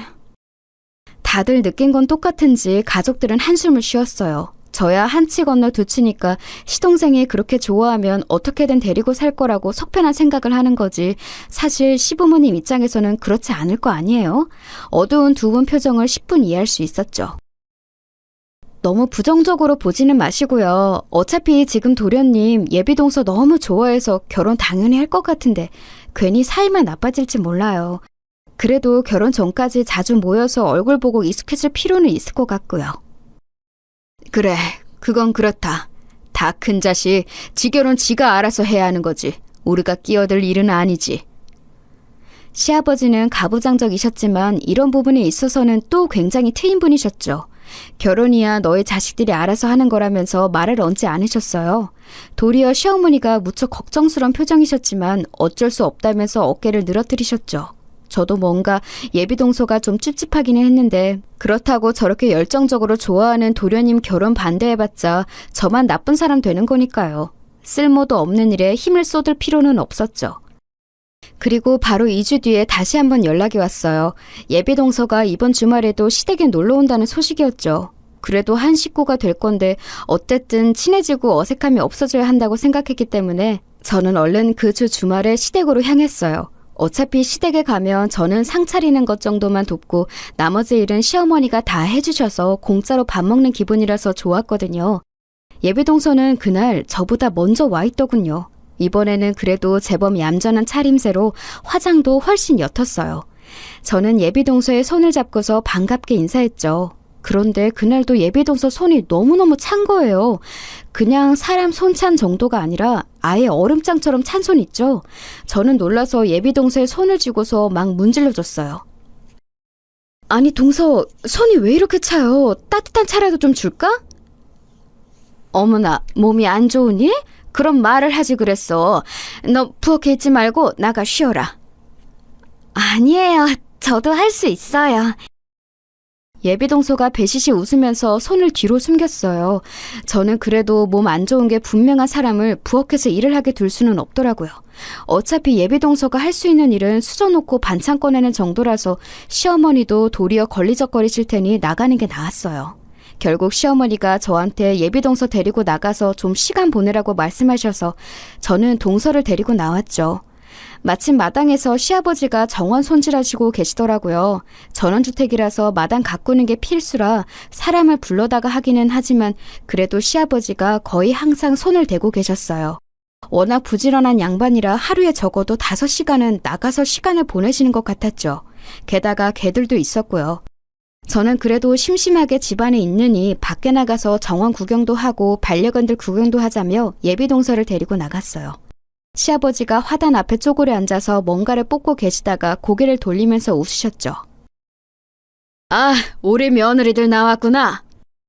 네, 아버님. 동서 정원 둘러보게 하고 강아지들 소개도 시켜주려고요. 아하, 그렇지. 우리 강아지들 이제 익숙해져야지. 예, 셋째야. 너 강아지 좋아하니? 시아버지의 물음에 예비동서는 배시시 웃으면서 고개를 끄덕였어요. 가까이서 보니까 그저 순하고 약간 맹한 사람일 뿐이라는 생각도 들더군요. 시아버지도 예비동서가 강아지를 좋아한다고 하니까 기쁘신지 얼른 자리에서 일어나셨어요. 그래, 내가 너 우리 애들 소개시켜주마. 좀 여럿이고 큰 놈도 있으니 놀라지 마라. 시아버지는 저희 둘을 데리고 집 뒤쪽에 있는 견사로 가셨어요. 넓은 뒷마당 쪽으로 우리를 지어놔서 그냥 들어올 때는 사실 보이지가 않았죠. 개 짖는 소리가 들렸지만요. 예비동서도 이렇게까지 큰 견사가 있고 게다가 개가 이렇게 많을 거라고는 예상하지 못했는지 조금 놀란 눈치였어요. 엄청 크고 많네요. 그래, 내 새끼들이다. 앞으로 친하게 지내려. 하지만 좀 예민한 애들도 있으니까 오늘 당장 만져보는 건 아니고. 그러면서 시아버지는 예비동서를 견사 울타리 바짝 가까이로 데려가서 하나씩 이름을 부르면서 개들을 소개해 주었어요. 워낙 자식처럼 아끼며 기르는 개들이니 당연했죠. 저 역시도 너무 좋아하는 강아지들이었고요. 사실 낯선 사람이 오면 개들은 짖게 마련이잖아요. 예비동서를 처음 본 개들은 너나 할 것 없이 열심히 짖어댔지만 시아버지가 엄하게 조용이라고 하자 조금씩 안정을 찾아갔어요. 그런데 딱 한 마리 레브라도 리트리버인 장군이만 유독 엄청나게 짖어댔죠. 원래 장군이가 대형견들 중에서 제일 조용한 강아지라서 이상했어요. 오죽하면 낯선 사람이 와도 몇 번 짖고서 엎드려 자는 버릇이 있어서 집을 못 지킨다고 시아버지한테 구박을 받던 개인데 말이에요. 그런데 장군이는 아예 우리 바깥 가까이로 와서 딱 예비동서 앞에 앉아서는 목이 터져라 짖더군요. 예비동서도 당황했는지 뒤로 주춤거리며 물러서면서 고개를 갸웃거렸죠. 얘 왜 이래요? 그러게 말이다. 장군이 얘가 원래 안 이러는데 왜 이러지? 쉿! 조용히! 장군! 조용히! 저도 옆에 서서 장군이한테 조용히 하라고 쉿하고 명령했지만 아무 소용이 없더군요. 예비 동서는 개를 좋아했지만 워낙 대형견인 장군이가 마구 짖어대니 무서웠는지 주춤주춤 뒤로 물러섰어요. 시아버지도 결국 장군이를 진정시키는 것을 포기하고 저희를 데리고 앞마당으로 나가셨죠. 아휴, 이상한 일이구나. 원래 장군이가 저 중에 제일 얌전하거든. 맨날 소형견들한테도 쫓겨다니면서 구박받는 앤데. 그러게 말이에요. 동서, 오해하지 말아요. 원래 그런 강아지 아니거든요. 네. 죄 없는 초면에 예비동서한테 그렇게 짖어대다니 저는 괜히 제가 미안해져서 연신 변명을 했어요. 반면 시아버지는 뭔가 마음에 걸리는 것이 있으신지 눈을 찌푸린 채로 고개를 갸웃거리셨죠. 예비동서는 조금 놀란 눈치였다가 다시 그의 맹한 표정으로 돌아갔고요. 그날 시아버지는 식사를 하면서 예비동서가 놀랐겠다면서 시어머니에게 말씀하셨어요. 시어머니 역시도 놀라서 장군이가 그런 애가 아니라고, 우리 반려견들 중에 예민한 애는 있어도 장군이는 아니라면서 변명을 해주셨죠. 예비동서는 개의치 않는 얼굴로 배실배실 웃고 있었어요. 그런데 그 와중에도 약간 이상해 보이는 예비동서의 행동은 계속되었죠. 왜 식사를 하고 나면 할 줄 아는 게 없더라도 같이 도와서 상을 치워야 하잖아요? 그런데 동서는 아무 말 없이 옆에 서 있더라고요. 저는 아직 어려서 잘 모르나 싶어서 동서한테 슬쩍 이거 설거지통에 갖다 넣어요 하고 귀띔을 했는데 그랬더니 또 말한 대로 잘 그릇들을 설거지통에 가져갔어요. 그런데 문제는 그러고서는 또다시 한번 제가 지시할 때까지 멍하니 옆에 서 있기만 하더라고요. 그래서 제가 반찬통 하나씩 가져다가 냉장고에 넣으라고 했는데 글쎄 간장 종지까지 냉장고에 넣어버린 거 있죠? 먹다 남은 간장을 버려야지 왜 냉장고에, 그것도 랩도 안 싸고 넣었는지 알 수가 없었어요. 그런데 예비동서는 정말 아기라고는 조금도 없어 보이고 그냥 안색이 좀 피로한 듯 보일 뿐이라서 원래 부엌일에 대해서 정말 모르는구나 싶었을 뿐이었어요. 그리고 솔직히 말하면 약간은 모자란 사람이구나 싶기도 했고요. 거실에 나가서도 예비동서는 자리에 앉지 않고 유령처럼 거실을 이곳저곳 걸어다니더라고요. 눈치챈 시동생이 얼른 가서 동서를 데려다가 소파에 앉혀주었는데 묘하게 정신이 빠진 듯한 그 느낌이 이상했어요. 뭐 저한테 날씬하지 않다고 했던 거나 제대로 일 안 하는 거나 생각하면 그냥 버릇이 없는 요즘 여자애라고 볼 수도 있었지만 이상할 정도로 뭔가 마음에 걸리더라고요. 시아버지도 뭔가 생각에 잠긴 듯한 눈으로 예비동서를 주시하는 듯한 눈치였어요. 시아버지가 꽤나 깐깐한 양반이라 아무래도 신경에 거슬리면 곤란할 텐데 싶어서 저도 좀 신경이 쓰이더라고요. 반면에 시동생은 예비동서한테 푹 빠져서 그 얼굴만 보느라고 아예 가족들한테는 눈길도 주지 않고 있었고요. 시아주머님하고 형님은 이미 예비동서가 못마땅하셔서 혀를 차셨고 남편도 좀 이상하다면서 고개를 갸웃거렸고요. 그나마 제가 가장 예비동서한테 호의적인 느낌이었어요. 그날 예비동서는 점심을 먹고 돌아갔어요. 예비동서를 데려다주고 시동생이 돌아오자 시아버지가 뭔가 생각에 잠긴 얼굴로 시동생을 거실로 불러내셨죠. 당시 저희 가족들이 전부 거실에 모여 앉아 TV를 보고 있었거든요. 시아버지는 시동생을 보면서 한숨을 쉬셨어요. 이상하게 듣지 말아라. 너 결혼할 새아가 어떤 사람인 거냐? 네? 무슨 의미로 말씀하시는 건지. 말씀드렸던 대로 영상회사 다니는 사무직원이에요. 그냥 보신 바대로 순하고 좋은 사람이고요. 그래? 그 이상은 없고? 그 이상이 있을 게 뭐가 있나요? 시동생은 도리어 영문을 모르겠다는 얼굴로 시아버지를 바라보았어요. 사실 저도 시아버지 말씀이 무슨 뜻인지 알 수 없어서 어리둥절했죠. 원래 시아버지가 공무원으로 퇴직한 분이셔서 좀 까탈스럽고 깐깐한 부분이 있긴 한데 그래도 이렇게 영문 모를 말씀은 잘 안 하셨거든요. 시아버지는 알겠다면서 다음 주 주말에 다시 한번 예비동서를 데리고 오라고 하시더군요. 놀러 가려고 했다는 시동생의 말에 시아버지가 눈살을 찌푸리셨고 결국 시동생은 아무런 항변도 못하고 다시 데리고 오겠다고 약속했죠. 최근에도 시동생은 외박이 꽤나 잦은 모양이던데 저렇게 시아버지한테 찍소리도 못하면서 외박할 때만은 자신감이 대단하구나 싶을 정도였어요. 저희도 이번 주 주말에 올까요? 하면서 시아버지께 여쭤봤더니 시아버지는 너희 마음대로 하라고 하셨어요. 계속 시댁에 오는 것도 좀 지루했고 남편하고 말을 맞춰서 다음 주에는 놀러 나갈까 싶었죠. 그런데 그 어린 예비동서한테 이 집안에서 가장 호의적인 게 저라는 사실이 조금 걸렸어요. 시댁 식구는 아무리 친근해도 시댁 식구죠. 게다가 지금 예비동서는 아무리 맹해 보여도 낯선 시댁에서 아주 불편할 텐데 저처럼 조추측 맞고 명량하고 마음 쓰는 사람이라도 없으면 완전히 낙동강 오리알처럼 겉돌 것 같았어요. 실제로도 시어머니는 이미 예비동서한테 정이 완전히 떨어진 듯한 느낌이셨고요. 형님도 그러셨고 시아버지 어머님도 그러셨고요. 근데 물론 그분들을 탓할 수는 없었어요. 누가 봐도 객관적으로 예비동서가 좀 이상했거든요. 다음 주 주말 남편은 도리어 시댁에 가기 싫다고 집에서 드러누우려고 했지만 제가 억지로 끌고서 시댁으로 갔어요. 남편은 이상한 여자라면서 아니 무슨 마누라가 시부모님 뵈러 간다고 이렇게 적극적이냐고 투덜거리기까지 했죠. 뭐 넉살 좋고 명랑한 마누라 얻은 자기 잘못이지 제 잘못인가요? 어쨌든 그날도 남편하고 같이 시댁에 갔고 남편은 쉬고 싶다면서 곧장 2층으로 올라가 버렸어요. 아무리 제가 시댁에서 편해도 저렇게 방치하고 사라지다니 언젠가 남편 버릇을 고쳐야겠다고 생각하기도 했죠. 아무튼 그날도 예비동서는 시동생 손에 이끌려서 시댁으로 왔어요. 그런데 손님 한 분이 더 계셨죠. 아버님? 저분은... 이쪽은 내 옛 직장 후배다. 지금 우리 장군이 옛 상사이기도 하고. 상사요? 시아버지는 조용히 다가와서 저한테 귓속말을 하셨어요. 내가 관세청에 있었던 건 알지? 공안 근무도 했고 그때 후배다. 마약 탐지견 핸들러이기도 하거든. 장군이 데리고 일하던 사람이지. 그러고 보니 시아버지는 관세청 소속으로 공항에서도 일하셨다고 하셨어요. 마약 탐지견으로 일하던 장군이는 그때 인연으로 은퇴한 걸 데려온 거라고 알고 있었고요. 그 손님은 일어서서 저희 가족한테 인사하셨고 넉살 좋게 웃으면서 이야기를 나누셨죠. 왜 가족끼리 모이는 날에 손님을 초대하셨을까 의문이 들었지만 시아버지 후배분 역시도 상당히 성격이 좋으셔서 저와 시어머니는 신나게 수다를 떨었어요. 그러다가 갑자기 시아버지가 후배분을 부르시더니 또 예비동서하고 저를 같이 부르시더라고요.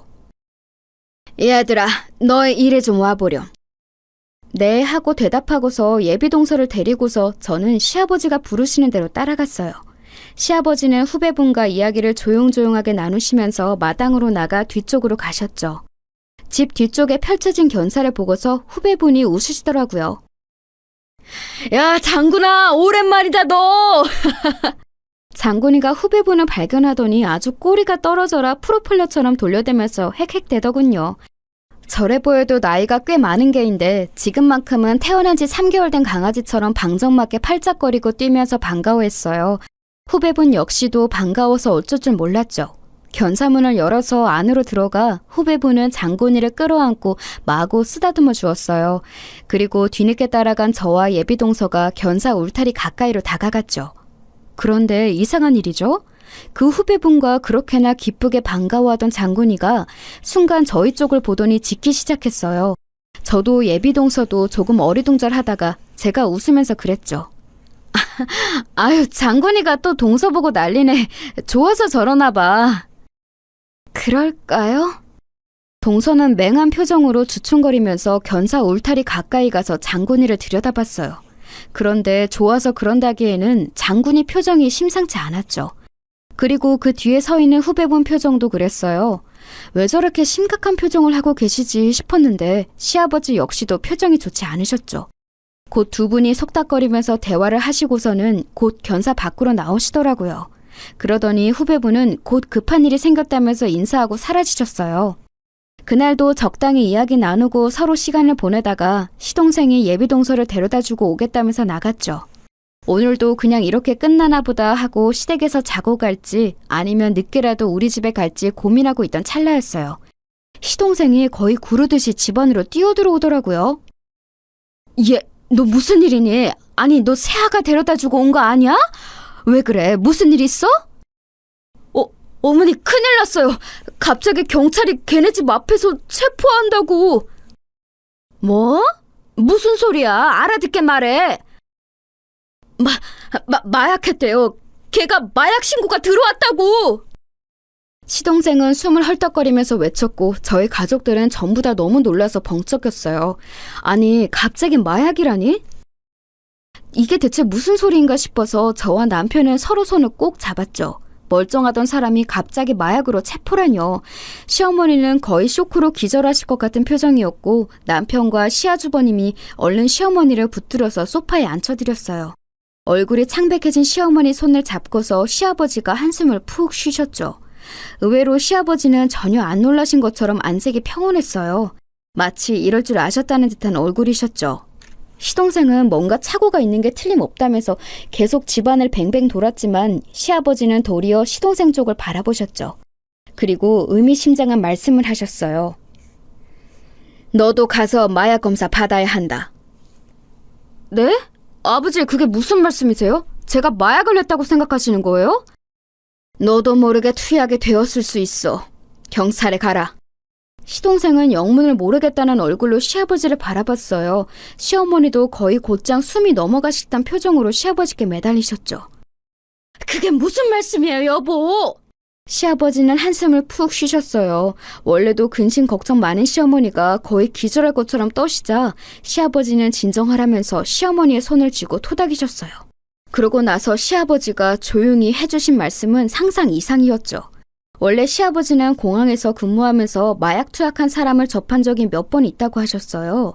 처음에 예비동서가 집에 방문했을 때 그리고 몇 번은 그리 이상하게 여기지 않았지만 어딘가 초점이 나가고 묘하게 정신줄을 놓은 듯한 모습에서 뭔가가 떠올랐다고 하시더라고요.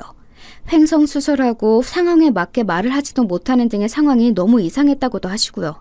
하지만 역시 결정적이었던 건 장군이가 예비동서를 향해 짖었던 것 때문이었다고 했어요. 장군이는 평상시에 무척 순했고 게다가 어린 시절부터 핸들로부터 교육을 철저히 받았기 때문에 짖는 경우는 아주 한정되어 있었죠. 평생 받은 교육이 은퇴해서 집으로 왔다고 해서 한순간에 사라지지는 않아요. 게다가 저희 시댁은 상당히 평화로웠기 때문에 짖을 일이 없었고 장군이의 원래 습관이 사라질 만한 일도 별로 없었죠. 그런데 예비동서가 견사 앞에 다가온 날 장군이가 정확하게 마약 탐지견 시절의 습관대로 예비동서 앞에서 짖었다는 거였어요. 마약 탐지견은 마약이 있는 곳을 발견하며 그 앞에 가서 짖으며 알려준다고 하더라고요. 예비동서의 몸에서 마약 냄새를 맡았다는 건데 마약을 투약해서 그 냄새가 났던 것인지 아니면 마약을 그때도 몸에 지니고 있었던 건지는 잘 모르겠어요. 그리고 시아버지는 예비동서가 정말 마약 관련자인지 확인하기 위해서 한 번 더 현직에 있는 후배분을 불러 함께 의논했던 거였고요. 그 일련의 일들이 너무 놀라워서 소름이 돋을 지경이었어요. 바로 곁에서 같이 수다 떨고 있었으면서도 저는 조금도 눈치를 못 챘거든요. 그냥 기껏해야 예비동서 될 사람이 좀 모자라구나, 말을 잘 못하는구나 정도만 알고 있었죠. 후배분은 바로 장군이가 짖는 모습을 보고 확신하고서 저희 시댁에서 나가는 길에 경찰에 신고를 했던 겁니다. 이미 예비동서의 주소를 건네받아 알고 있던 후배분이 경찰에 모두 이야기를 했고 경찰은 그 앞에서 기다리고 있다가 체포한 거였고요. 시동생은 그 이야기를 전부 듣더니 얼굴이 정말 잿빛이 되더라고요. 솔직히 시동생은 정말 가여웠죠. 모쏠로 이제야 취직해서 예쁜 여친과 결혼하나 싶었는데 일이 이렇게 되다니 말이에요. 누가 마약 관련자인지 알고 사귀었을까요? 저렇게 순진한 사람이니 아예 상상도 못했을 텐데 말이에요.